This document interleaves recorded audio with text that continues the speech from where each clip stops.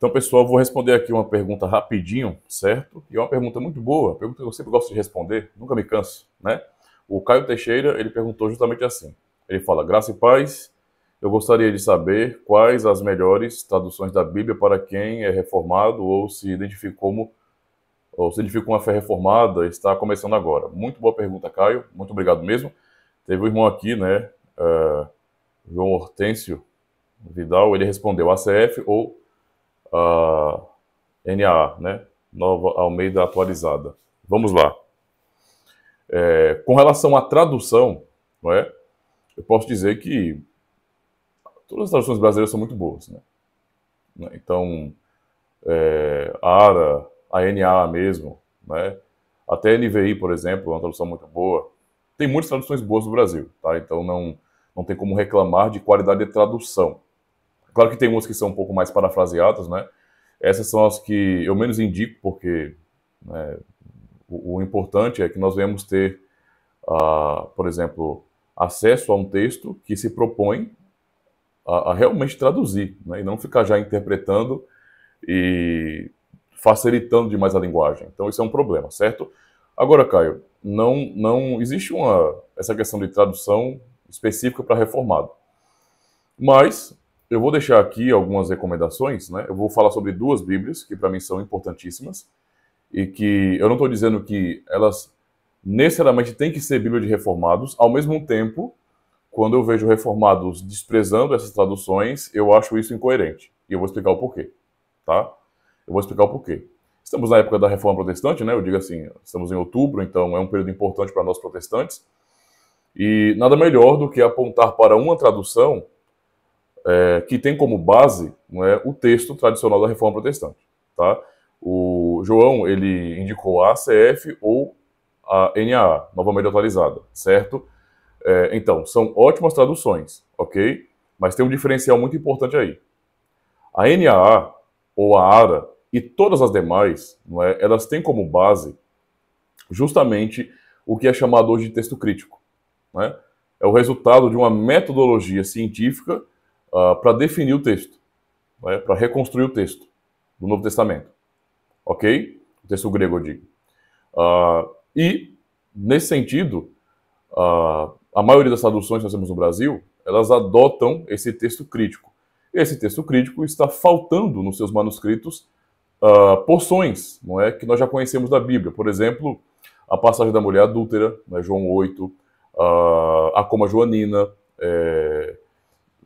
no caso, 1 de João capítulo 5, né, versículo 7, o texto que muitos já conhecem, né, 3 são os que testificam no céu, não é?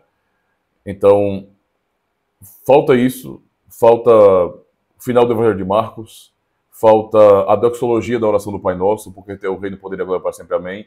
Várias porções, não é, faltam. Embora as traduções mantenham boa parte dos textos que não existem já na base textual, né, do grego, no caso dessa família ou dessa linha chamada crítica, basicamente, não é? As traduções mantêm justamente porque são textos tradicionais já para o povo, tá? Mas a tendência, não é que esses textos uma hora saiam, né? Por isso que você tem ali entre colchetes muitas vezes alguns pedaços dos versículos, algumas partes.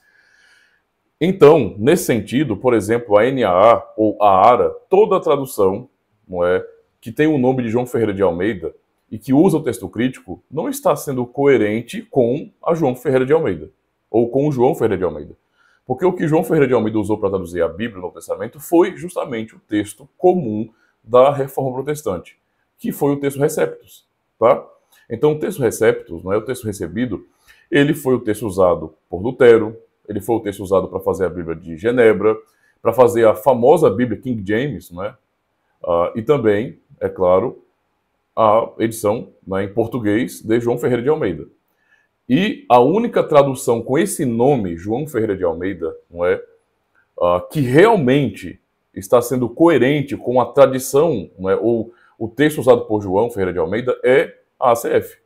A ACF, então, tem o texto, não é, o texto grego, que é usado para traduzir nesse sentido, né, o texto da Reforma Protestante, o texto Receptus, ok? Então esse é um ponto para mim que é o mais importante de todos.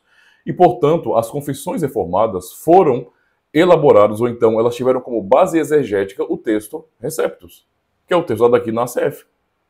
Então, veja, não existe uma obrigação para que um reformado tenha que ter um ACF e assim por diante. Mas não é incoerente para mim, ao meu ver, tá bom? Essa é a minha opinião. É incoerente eu subscrever confissões reformadas, não é, que tem como base exegética o texto Receptus e eu estar rejeitando o texto Receptus. Então, para mim, pessoalmente falando, a ACF é a melhor tradução, tá? É a que eu uso realmente.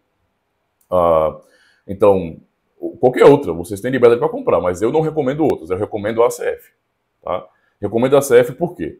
Porque tem como base o texto Receptus, a linguagem é formal, é um português claro, porém formal, o que para mim sempre é mais vantajoso. Eu não sou adepto de facilitações o tempo todo, não é, de traduções da Bíblia. Isso já acontece demais e o único objetivo não é favorecer as pessoas. Desculpa, mas para mim isso é desculpinha, tá? O único objetivo é vender Bíblia, cara. Só isso, nada mais. Tá? É você ficar facilitando para vender Bíblia. Não é? E às vezes isso acaba se adequando muito ao processo que nós já vemos na cultura, que não é natural, não. Eu sei que a língua, ela é viva, ela vai, sabe, avançando em muitos aspectos, e mudando também um pouco. Mas o que nós vemos hoje não é muito mais uma questão de abandono do Estado e, de maneira proposital, deixar o povo na ignorância, não é? E, portanto, as pessoas têm, ao invés de tentarem fortalecer, né, o conhecimento das pessoas e fazer com que as pessoas ascendam culturalmente, elas estão, na verdade, meio que torcendo pela ignorância. Então, qual é o problema de você pegar um ACF, por exemplo, e se você chegar em algum termo, alguma palavra que você não entende muito bem, você nunca ouviu de repente, cara, é só dar um Google. Pronto, resolveu o problema.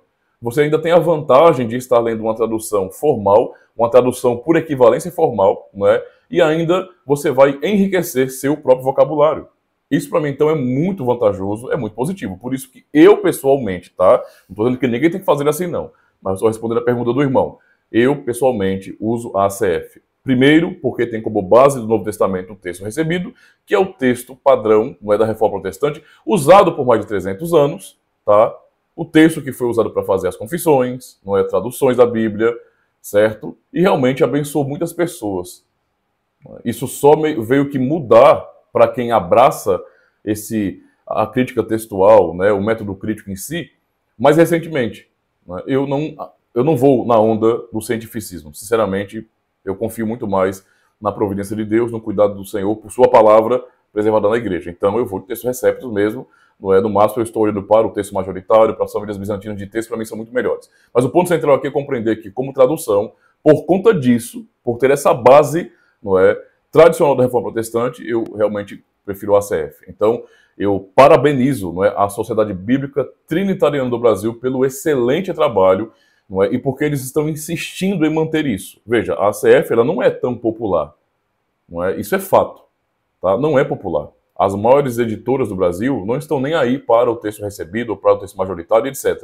Só se importam com aquilo que a academia está dizendo. Não é? E, sinceramente, eu não sou muito de ficar beatificando a academia, não.